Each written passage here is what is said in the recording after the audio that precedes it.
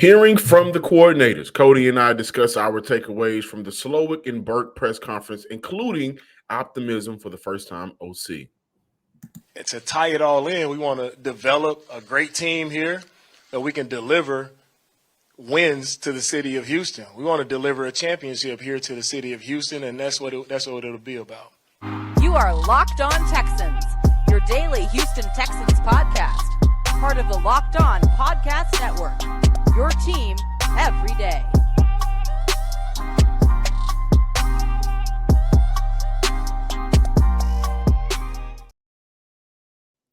Welcome, everybody, to a Thursday episode of the Locked On Texans podcast, a part of the Locked On Podcast Network, your team every day. This episode is brought to you by FanDuel Sportsbook, official sportsbook of the NFL. Make every moment more. Visit FanDuel.com/LockedOn today to get started. It's a dynamic duo of John, some sports guy Hickman, and of course, credential media member for the Houston Texans and the Houston Rockets, along with Sports Illustrated's writer and own Cody Davis here to discuss a couple of things. Of course, there is some Texan news, not too big, minimal news, but it's news nonetheless. We look at Matt Burke and his press conference, on Wednesday, and whether or not he will be a play caller for the Houston Texans on the defensive side. But Cody, I think the best place to start is with Bobby Slowick, first time OC, and I think that when you look at his press conference, the takeaway for everybody and my favorite line was when he was asked about the identity of this offense. He said it will be fast, physical, and tough. Continue with, if you cut on our film, our character will show. You're going to feel a team that's aggressive, fast, decisive, no hesitation when we enjoy playing the game. And I think with those last two, between being decisive and no hesitation, that was one of the Achilles heels for the Houston Texans offense last year, specifically with the quarterback position. I don't know how many times between Sarge, whenever you cut the film on and watch Davis Mills, there was one takeaway that a lot of people had.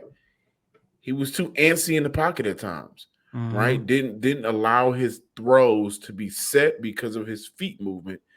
And that's something that you look at decisiveness. You look at the hesitation on his throws, which is something that he didn't necessarily have in his rookie year. And so when you hear things like that, you immediately, in my opinion, look at an upgrade on a couple of things. First and foremost, the Texans ranked 30th in time of possession last year. They also was last in third downs, tied for 30th in third down conversions and 30th in punts per play, which matches them with being top 3 in punts per game. That's not a team that's fast.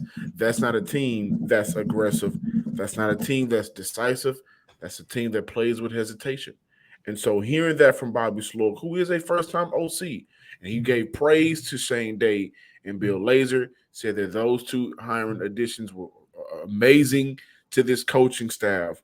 You kind of look at optimism and say, if they can convert on some of these third downs, if they can not be held off the field and have to punt so many times per game like they did last year.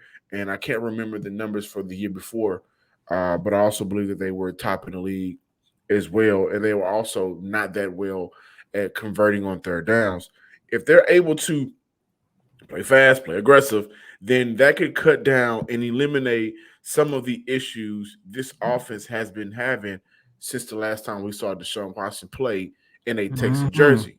And so that was my biggest takeaway from it, because I want to know what your identity is. And, of course, he's coming from a system, ladies and gentlemen, that had Kyle Shanahan, which is something that we kind of talked about yesterday, just mentioning that Bobby Slowick had Kyle Shanahan in the past. But I do want to point out that between Shane Day, who coached with the Chargers just last season, and that explosive offense, between Bill Lazor and his time in the NFL and how successful he's been around the league. When you look at what he's been able to do with Miami, with Ryan Tannehill and those receivers, heading up on north to Cincinnati with the Bengals and those receivers and that offense when he worked with Andy Dalton, there has been some success. between those two men. And I think what they're going to do right now is be in a position to propel not Shane, but Bobby Slowick to where he should be as an OC. Eventually, maybe 2 or 3 years down the line, one of those guys may go accept the position for something different. I get it. But right now, I think that those hires will help him be fast, aggressive, no hesitation, and decisive football for the Houston Texans.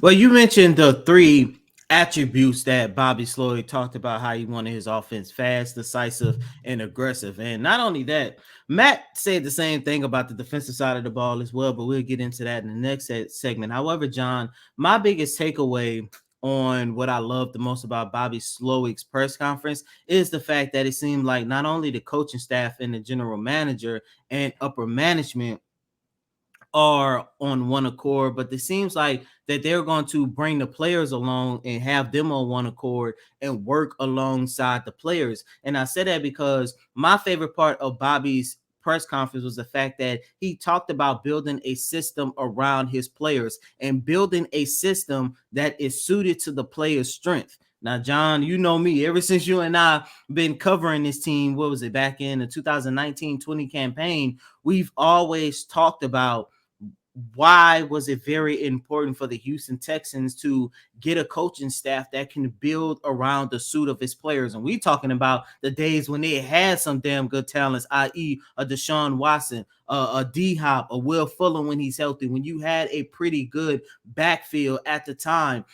When you take a look at Tim Kelly's time here in the city of Houston, it always seems like they was too stubborn. They did not want to change. They always wanted to run this vanilla style offense. And look, it worked only because of the talent that they had. However, the Houston Texans are in a position now where they're going to get some of that talent back, and in some cases, hopefully, probably surpass the talent that they had. And I honestly do think, given the coaching staff that they have, given with Bobby Slowick being this team offensive coordinator, and you got a guy that's saying, you know what, I have a quarterback who is his best attributes are X, Y, and Z. Instead of me trying to force them into fit it into my playbook, let me orchestrate something that's going to help this young man exceed even more.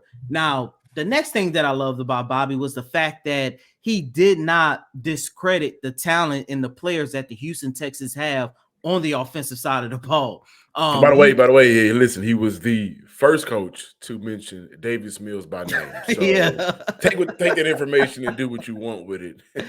Yeah, he was. And look, at this point, on March 9th, 2023, at 6:52 a.m., it makes sense because he's the only quarterback under contract as of right now. But of course, probably as soon as next week, that's definitely going to change. However, of course, Bobby was being asked a lot about, future quarterbacks, future wide receivers and stuff. I had an opportunity to ask him what was his early evaluation of the talent that the Texans already had, and this is what he had to say. Tell me your early assessment of the talent that's already on this team, on the offensive side of the ball, and in what ways do you think you can actually make it better? Yeah, I mean, we have a very young group. We got guys that are athletic, that can move, that can play the game, and really we think we can help develop and take another step. Obviously, you got 2 tackles already on the roster. We got some guys at receiver. Davis Mills is already on the roster. We got Damian Pierce. Like there's a lot of tools that we can work with and start to put this thing together. Same as on the defensive side of the ball, when you start to see it all again come together and everything is fast, physical, and tough, it gets really exciting. I love the fact that he mentioned we already got 2 tackles on the team. So Get it done. Get it done. Get the deal done, right? Yeah, that was his sign to get it done. Another big takeaway that we got from Bobby Slow, you guys heard him say Davis Mills' name. As I mentioned, it makes sense as of right now because he's the only quarterback on the roster. However, Brian Belfield, Big Sarge, had an opportunity to ask him whether or not a rookie quarterback can start for him in week 1. And he said, yes. Just take a look at what San Francisco did with Brock during the last, 6 or 7 games of the season. And once again, he went back to saying that it doesn't matter who's under center. They are building an offense around the suit of their players. I like that. And so we already know that between fast, physical, and no hesitation, there is Damian Pierce on the roster who won angriest run award of the year for the NFL. But I really would like to know, where do they see Nico Collins a part of their plans? And he just talked very highly about some of the players on the roster. When I look at the offensive side of the ball, excluding the two tackles, I wanted to look at the skill position guys. And outside of Damian Pierce, who we presume will be the starting running back next year, or will take majority of the snaps at the running back position, I think there is a question mark around Nico Collins due to his health and due to the lack of the opportunity to showcase his ability consistently. And some of that's due to health. A lot of that, majority of that, is due to the quarterback play. And I also want to kind of figure out and gauge, where do they view second year tight end, who I think has some good moments last year, especially as a blocker, Tegan Quintoriano. And so he's a tough guy. He's aggressive. He doesn't play with a hesitation. So between those two guys, I am curious to see that. I understand that Houston will build around the offense, and that will include, of course, adding to the wide receiver position, which I think that group needs about 2 or 3 new faces. Of course, adding to the tight end spot when you already have Brevin Jordan, who is another player. When I think about this with this team, and you think about playing with hesitation and not playing aggressive, he's one of those guys that has played with hesitation on the field and lost track of the ball and maybe concentration and things of that nature. And so between a couple of, the last 2 drafts, there are players on this roster to where you may ask yourself, I wonder where D'Amico, I wonder where Bobby Slowick, I even wonder where Nick Caserio, who drafted these guys, view them as of right now. Midway point of the NBA season is here, and now is the perfect time to download FanDuel, America's #1 sports book, because new customers get a no-sweat first bet up to $1,000. That's bonus bets back if your first bet doesn't win. Just download the FanDuel Sportsbook app. It's safe, secure, and easy to use. Then you can bet on everything from money line to point scores to 3-point drains, points, rebounds, assists. They got it all over at FanDuel. And plus, FanDuel allows you to combine your bets for a chance at a bigger payout with same-game parlays. Don't miss the chance to get your no-sweat first bet up to $1,000 in bonus bets when you go to FanDuel.com/LockedOn. That's FanDuel.com/LockedOn to learn more. Listen, if the Sacramento Kings are number 2 in the NBA in terms of the Western Conference standings, and they're increasing their stock, and they're making some money with a lot of these jersey sales, and they're about to go to the playoffs, so there's more revenue, why not you? Make every moment more with FanDuel, the official sports betting partner of the NBA. Welcome back in, ladies and gentlemen, to this Thursday installment of Locked On Texans. John, what sounds more pleasing from a coaching staff? Smart, tough, and dependable, or fast, decisive, and aggressive? Smart, tough, and dependable sounds like how you would describe the first 2 months of a youth pastor at a mega church. Mm-hmm. It's not smart, tough, dependable. Like, he knows his word. He fights adversity through, abstaining from sex. He comes to church every Sunday and Thursday. Like, and that's, and I said it because that is what Houston wanted under Jack Easterby. Mm-hmm. Let's move away from that. Let's actually characterize a roster by football terminologies. Fast. What's the other one? Decisive, aggressive. Yeah. Let's stick to football, and I think that's how I would love to hear this roster, this franchise, how the coaches, these players. I would rather hear that than smart, tough, and dependable. I don't want to have to wear a button-up collar shirt to a football game and tell everybody, no, I'm not drinking this month. Let's have some fun with this football team. It hasn't been happening. I was talking to John Crumpler of the Texan Wire. We were talking about the last couple of seasons under the Houston Texans, and I said, you know what it feels like? It feels like when you have a birthday in elementary, but your birthday is in the summertime. You never get a chance to celebrate nothing. My birthday in the summertime. Yours too. So I never got a chance. Only one time. Only one time in elementary did I get a chance It wasn't summer school. The school Oh, had an really? extended school year. It's like third Uh-huh. grade. Only one time did I get a chance to celebrate that. One time. We ain't celebrating nothing in the last couple of seasons with the Houston Texans outside of Deshaun throwing for the most passing yards in the season. And that ain't mean nothing to us. So that's what the Texans' life has been like for the past few seasons. Let's get back to some meaningful football and something that really matters. And we got to go back to Matt Burke, who also, talked at the press conference yesterday. Cody, my biggest thing was, can we talk about, let's ask Matt Burke, what are you going to take from your past as a defensive coordinator? Because Bobby Slowick, this is his first opportunity to be an OC in the NFL. He has had experience as a defensive coordinator, just wasn't really successful. Hey, what's up? When you look back over your career, especially the last time you held the role as DC, how can you use that experience to help you now? And what are some of the things you think you can do to actually get better from it? Yeah.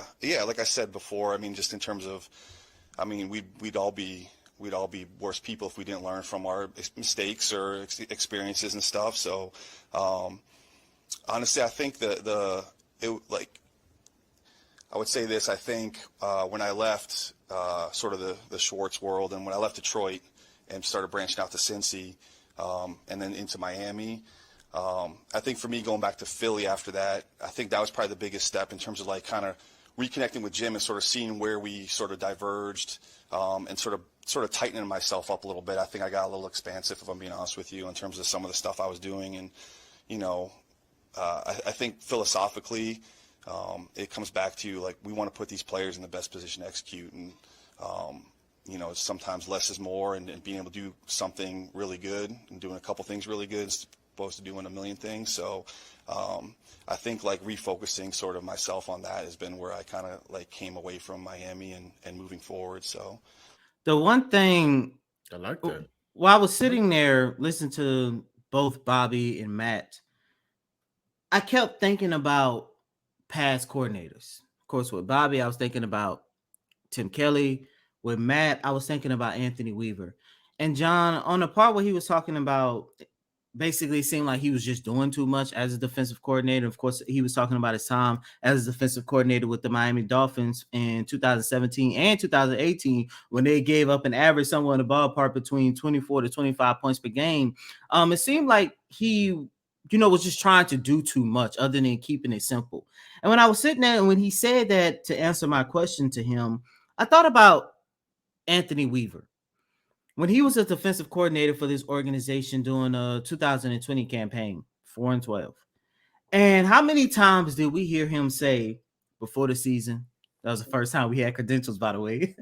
How many times did we hear him say in press conferences, drawing up exotic defenses? And how many times on this show we came and John McClain talked about it in the Chronicle, Aaron talked about it, Big Sarge talked, like we all talked about, other than trying to draw up this exotic defense, and at the time you had an agent JJ Watt, why don't you just keep things simple? And there was a moment during that season where I think the Texans went, like 2-3 or whatever. Mm-hmm. And Anthony they went Weaver, on a stretch. They went on a stretch, and that's when we was like, oh my God, can Deshaun Watson will his team to the playoffs? And it was during that time where Anthony Weaver went back and said that he kind of changed up his defense to make it simple because he did not have the personnel. Now, unfortunately, it did not last. But I say all that just to say, not only do I like the fact that this coaching staff is going to build a scheme on both sides of the ball at the strengths of their players, but they're also going to keep things simple. And I also think that is what this organization was missing over the past couple of seasons, because, we could sit here and talk about how they wanted to be the Patriot of the South. And we know the Patriots got their own way of being exotic and being secretive and all that other good stuff. But like I always say, you can do that when you have the greatest coach and the greatest quarterback of all time. The Houston Texans never had that. And especially when you take a look at the lack of talent that this organization had over the last couple of seasons, i.e. Lovie Smith. Stop trying to make everything so exotic and just so great. Just keep things simple. Yeah. I think that what this team is trying to do in year one, allow this team to build up, right? But I think by the time we see this team at their best, we may be able to classify it as somewhat exotic because they're trying to be fast. And a lot of times when you want to play fast, you want to have a lot of misdirections or hiding what you actually are doing on the NFL field. You may throw out a base looking defense. Then you may switch it up when the ball is snapped. Like I can see that, but with year one, what I want to focus on with Matt Burke says that you want players who can operate in space. Where have we heard that before? Nick Casario has mentioned that as well. So we've talked about multiple times on this show how the coaches are on one accord. First, it was D'Amico Ryans and Nick Casario being on one accord. Then we just talked about Bobby Slowick and how what he is saying is aligning with the other two. Now we hear from Matt Burke, and what he's saying is now aligning with Slowick and Ryans and Casario. But you want players who can operate in space, whether it's linebackers that can cover and it's defensive ends that can close. Cody, I think that this team, who also released Jalen Reeves-Maybin, this team will absolutely look to upgrade at the linebacker position. Yeah, That's most my biggest definitely. takeaway. There's no way around it. They have Christian Harris, who I think between D'Amico Ryans and between Matt Burke and between Nick Casario and the other guys on his coaching staff, probably on both sides of the ball. But if I focus on the defensive side of the ball, and that is where Chris Kiffin will be coaching the linebackers who came over from the Browns, I think they're going to love him as a player. But they also recognize that this team does not have true dynamic linebackers. They don't have a bunch of guys that can cover and also can make a tackle. They don't have a bunch of guys that can do it. That was a problem for Houston last year, missed tackles. They don't have a bunch of guys that can do a bunch of these things at one time. So I look at the Tremaine Edmonds. Again, I'm going to throw his name out there. The linebacker, his name escapes me right now, from the San Francisco 49ers that played alongside Fred Warner. These are some of the guys that I think that Houston will target in free agency. They have the money to do so. But when you look at linebackers that can cover in space, even with defensive ends that can close, I talked about Nico Collins and TQ and Brevin Jordan being question marks as to where those players are viewed for the coaching staff. I wonder where John Grenard is viewed right now. Oh, man. Right. And again, John Grenard's issue has he been able to stay on the field? The best ability at times for most players is availability, and he hasn't been available a lot. And so I was talking with a friend the other day, talking about the defensive end position, and I think that position desperately needs an upgrade. Even when you look at what Jerry Hughes did last year at 35. I think once this season starts, Jerry Hughes is going to be 87 years old. Just joking. But he will be a year older, and the NFL continues to, the game continues to speed up. So I just wonder, man, and hear from both of these coaches again. My biggest takeaway is they're going to look at this roster along with their new head coach, along with their general manager, and figure out which player on the roster already on both sides of the ball will fit what they're trying to do defensively, offensively, schematically. Their way of creating this football team that they see fit and envision. That's my biggest question right now. And I can't wait to see how this team attacks free agency, because I think free agency will tell a lot. Welcome back in, Locked On Texans listeners and viewers out there in the YouTube world. Of course, there has been some Texans moves that's been made. The Texans claim quarterback E.J. Perry off waivers from the Jacksonville Jaguars. Also, the Texans are planning to release vet linebacker, as I just mentioned in the previous segment, Jalen Reeves-Maybin at the start of the league year. And lastly, another takeaway that I think we probably skipped over. Matt Burke did say that they are still sorting it out in terms of whether or not D'Amico Ryans or himself will call defensive plays for this year. My theory is one of those guys will get an opportunity to start the year off, and I can see D'Amico, depending on how preseason goes, allowing him to kick the year off as the defensive play caller. If things are looking shaky, I can see those privileges being taken right back in the hands of D'Amico Ryans. But let's take a look at the linebacker group, Cody. I would love Tremaine Edmonds. I really would. I think that he's one of those players that plays fast, physical, no hesitation, right? And when he is healthy, because he has had some soft tissue issues, I believe, with his hamstring. I can't remember off the top of my head, Mm-hmm. but he's had some injury history. But if he is healthy and not on that field, man, he makes a big difference for the Houston Texans, and that impact will be felt through the front four, the back half. Like that's how good of a player he is. And I'm looking at the market right now. Roquan Smith reset the market for linebackers when the trade from Chicago to Baltimore went down. Baltimore got that deal done. How do you sign a linebacker before you sign your franchise quarterback? I don't know.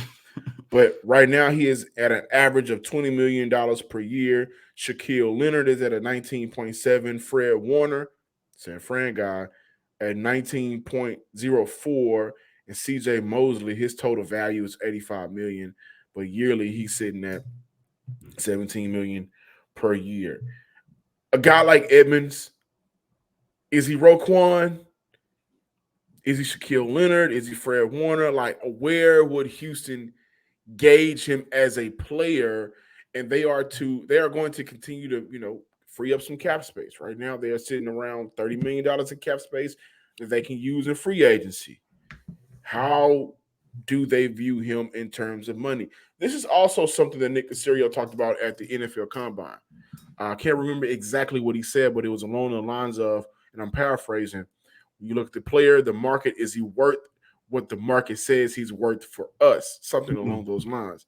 And this is one of those players because there's an opportunity for Houston to sign a player that played for D'Amico Ryans, Aziz Al-Shaair out of San Fran. He will be a free agent this year.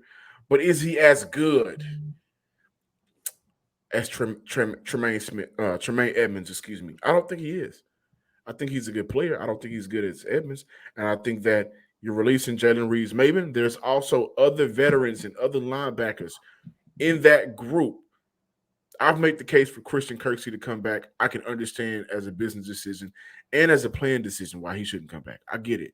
But he won't be the only one. And so Edmonds, Al-Shaair, these are the options. I think the top two options for Houston in terms of what they can do in free agency to address that linebacker group. And with $20 million per year, or will he reset the market again for the linebacker? Will it be 21.5? I'm not 100% sure, but he is a guy that I think Houston should keep their eye on. This is a guy that when you take a look at the Houston Texans and what they need most at that position group is a linebacker that can excel in pass coverage. According to Pro Football Focus, he finished the season with a pass coverage grade of 88.1. He's a two-time Pro Bowler. And John, you know me, I think some of these positions, I do feel that Nick Caserio and the Houston Texans should put the most money in.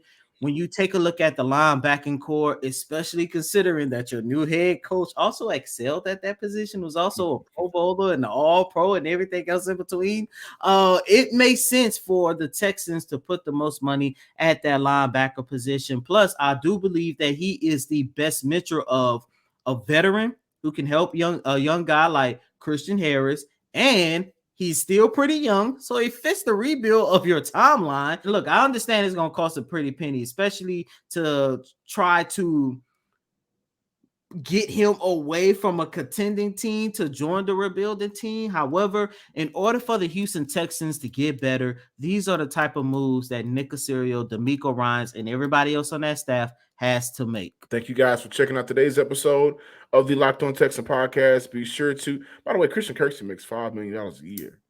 Wow. Thank you guys for checking out today's episode of the Locked On Texans podcast.